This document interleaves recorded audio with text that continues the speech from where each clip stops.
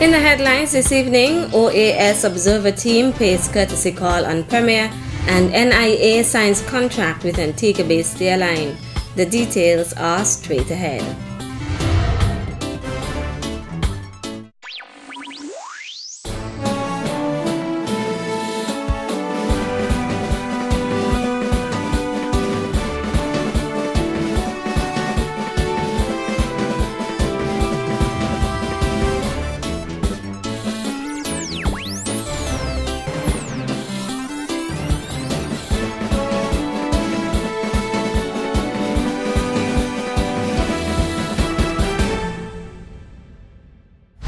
Good evening and welcome to the Nevis Newscast. Today is Friday, February 13th, 2015. I'm Donis Wilkinson Keynes.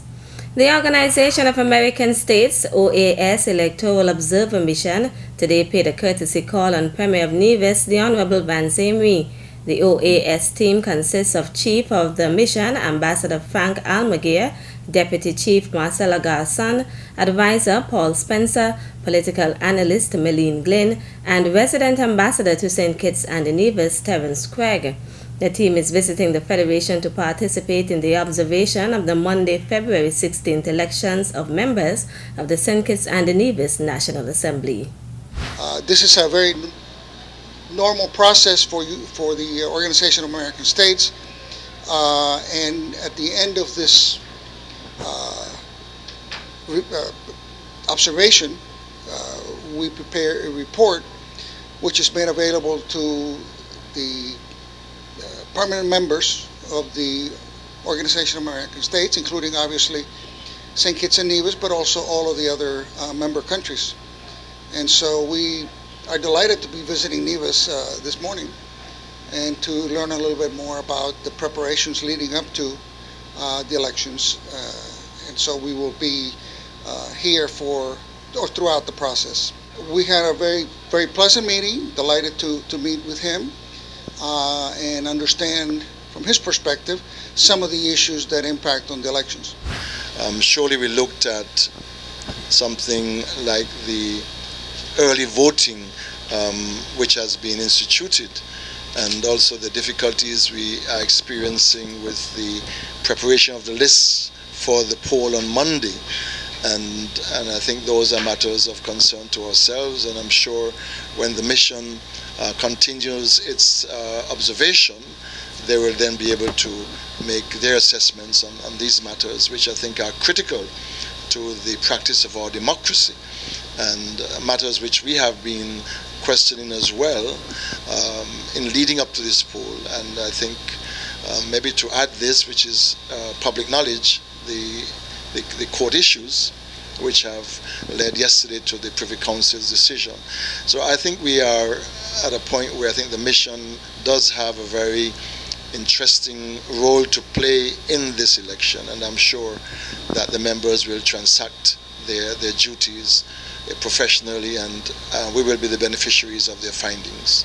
The Electoral Observer Mission's arrival in the Federation comes on the heels of the Friday, February 6th signing of an Electoral Observation Mission Agreement by OAS Secretary General His Excellency Jose Miguel Ensouza and the St. Kitts and Nevis's permanent representative to the OAS, Her Excellency Jacinth Henry Martin. The OAS Electoral Observer Mission arrived in the Federation on Tuesday, shortly after which its members paid a similar call on the office of the Prime Minister of St. Kitts and Nevis. Ambassador Almaguer told the Prime Minister that his team will hold discussions with political parties, the Electoral Commission, the Supervisor of Elections, and several non-governmental organizations.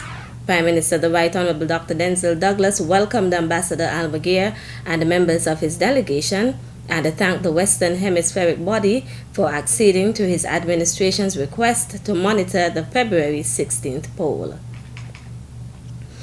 The Nevis Island Administration today signed a contract with Caribbean Helicopters, an air charter airline based in Antigua.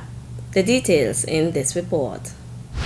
The Nevis Island Administration today signed an agreement to partner with Caribbean Helicopters Limited (CHL) to bring airlifts into and out of Nevis via the Antigua-based airline.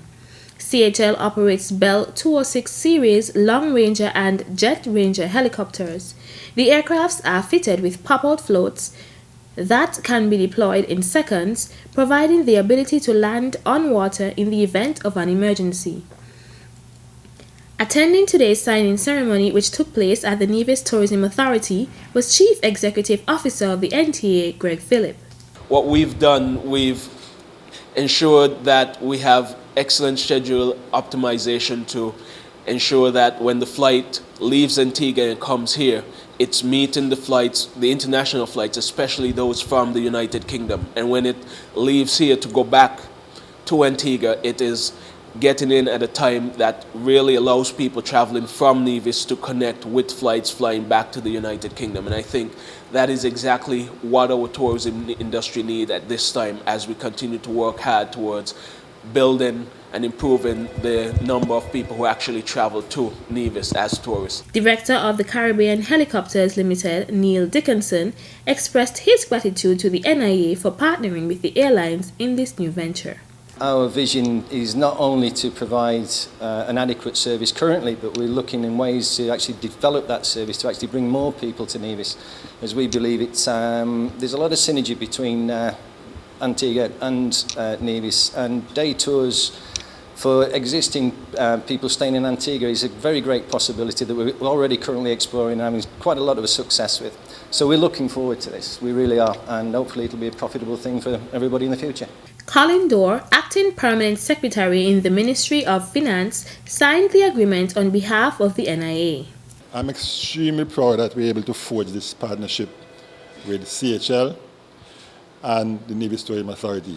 For too long we have struggled with ELF in and out of Antigua, and I believe what we have done today has set us on the right path to provide that level of convenience for not only Nevisian, but visitors moving in and out of Nevis as well. I want to take this opportunity to urge Nevisians to use the flight. If you don't use it, it is no good. And therefore, I want to use the opportunity to urge you to use it. The NTA and the NIA will do all the necessary marketing that is essential to build awareness of this flight. Caribbean Helicopters Limited has been in operation for more than 20 years.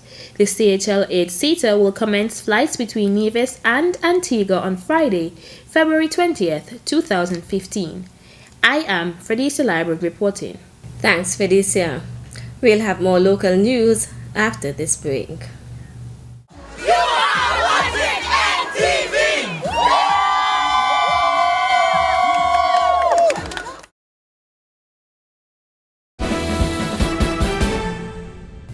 Welcome back.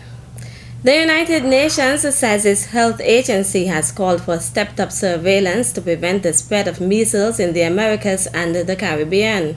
On Wednesday, the World Health Organization, WHO, said the recent outbreaks of measles, one of the leading causes of deaths among young children in the United States and Brazil, suggests that immunization rates in some areas have dropped below levels needed to prevent the spread of imported cases into the Americas.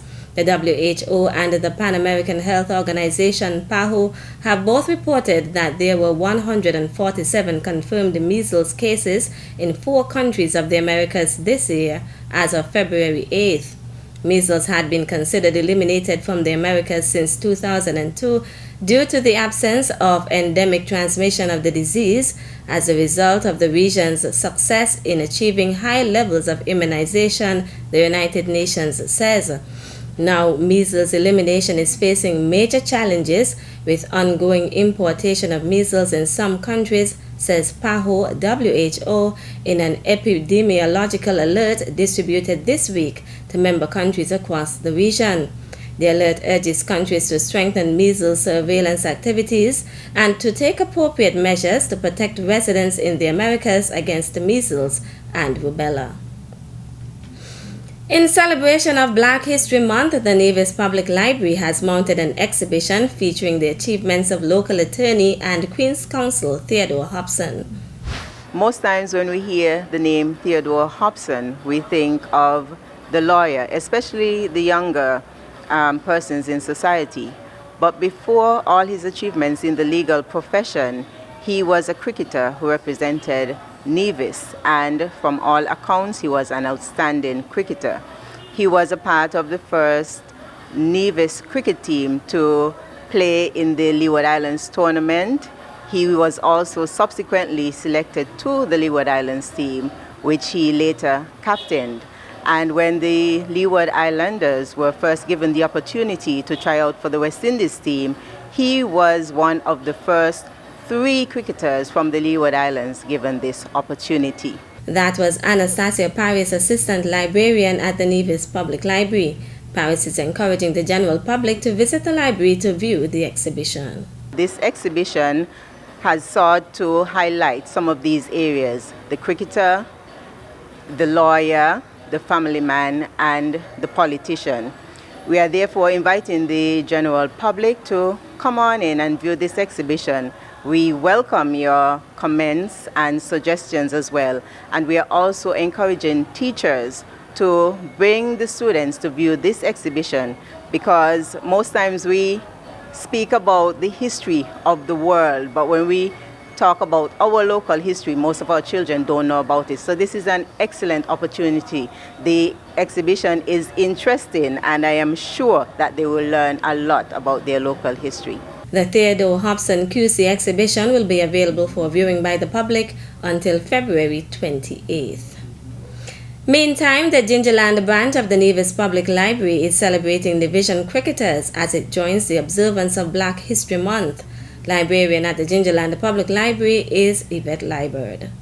When it comes to the game of cricket, for a small island and population, Nevis has produced an astonishing number of international cricketers, such as Elkemido Willett, Derek Parry, Keith Atherton, Stuart Williams, Carl Tuckett, Runako Morton, and Kyron Powell.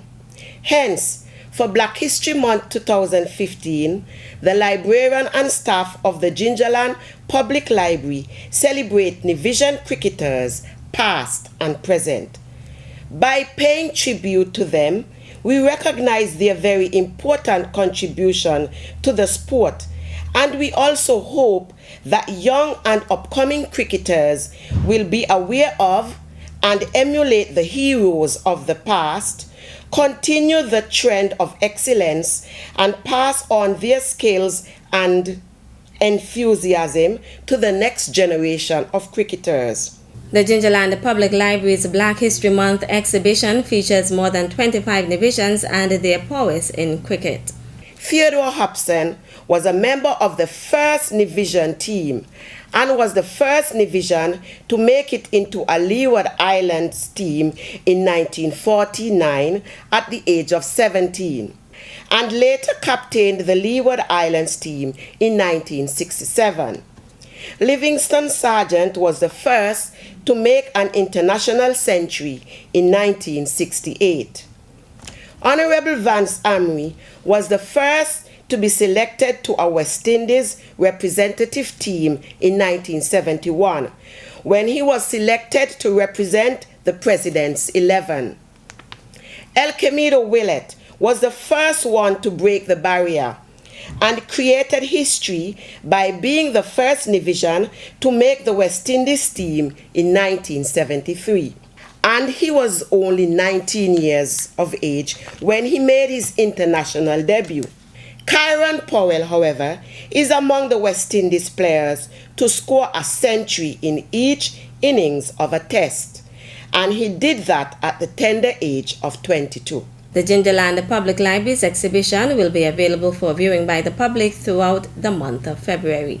That's it for this evening's edition of the Nevis Newscast. Thank you for viewing. Good night.